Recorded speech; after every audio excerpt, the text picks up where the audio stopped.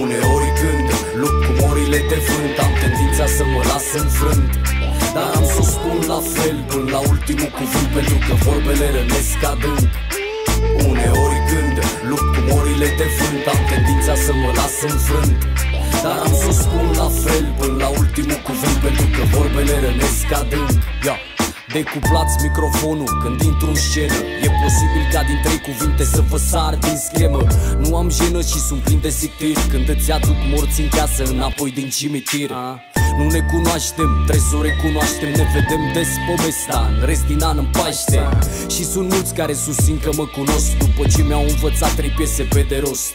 E culmea, cum unii vor, totul fără cost. Și când ești băiat ca lumea, lumea te ia de prost, cu cuvinte grele, lipsite de bun simț. De asta stau toți cu minți când încep să înjur de sfinți. Lovesc prostia cu ironia și mă retrag din anturaje când apare țigănia.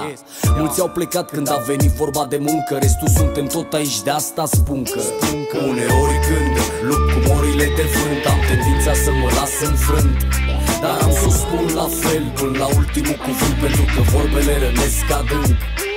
Uneori când lupt cu morile de vânt, am tendința să mă las înfrânt, dar am să o spun la fel până la ultimul cuvânt, pentru că vorbele rănesc adânc.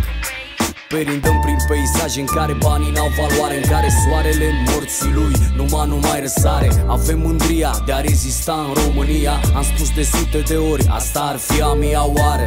Când vorbele rănesc adânc, ar trebui să încep să mă crezi pe cuvânt, că tot ce am e din munca mea și nu totul e roz. Când doar un joint face magia vrăjitorului din os. M-au întrebat de ce nu încerc să fac bani din asta și de ce îmi bag pula în imitațiile de gangsta.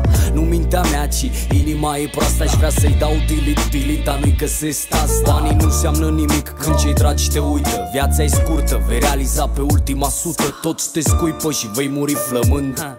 Astea-s vorbele mele care rănesc adânc. Uneori când lupt cu morile de vânt, am tendința să mă las înfrânt, dar am să o spun la fel până la ultimul cuvânt, pentru că vorbele rănesc adânc.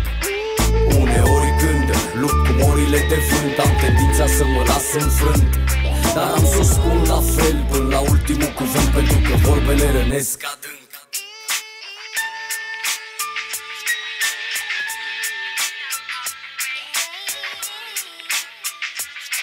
Pentru că vorbele rănesc adânc. Uneori când lupt cu morile de vânt, am tendința să mă las înfrânt, dar am să o spun la fel până la ultimul cuvânt,